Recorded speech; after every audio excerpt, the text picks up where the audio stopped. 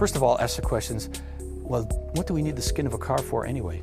What's it there for? Does it have to be made out of metal? Do we have to make it always in the same manner? Or is it there for different purposes than we thought?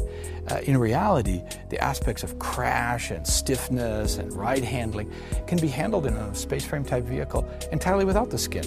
And therefore, to go away from a metal skin and to have a skin that offers different capabilities, can move, can do things that a fixed rigid structure couldn't do, can be lighter, made out of materials which require less energy to make them.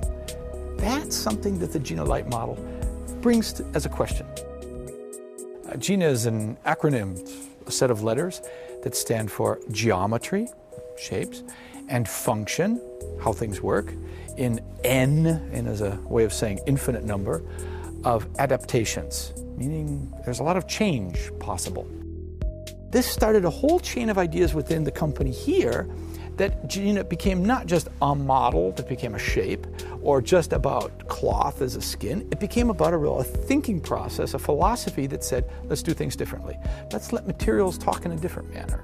And let's let tooling be a different issue instead of just the way to give us form. Well, one nice thing about Gina is the materials kind of lead the way. It doesn't take very much and you get an idea exactly what this car is going to be like. For instance, to get an idea what the sculptural form is between a fender and, let's say, a wheel arch, you really only need a line around the wheels and a line more or less where you want the fender to be, and you'll let the material do the talking in between. And then, just like you would if you were getting a suit made, you made the first mock-up, you made the first forms and patterns, you sewed it up, you tried it out, made another one a little bit closer, and when you finally got the final one, zip, you put it on. It takes about 2 hours to put the skin on this car. Emotion is really the added value to this.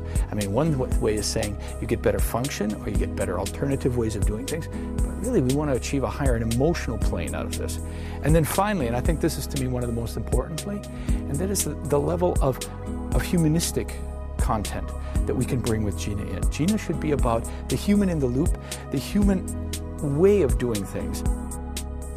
The Gina philosophy, in its short form, is about being flexible. Thinking flexible, acting flexible, context over dogma. That's it.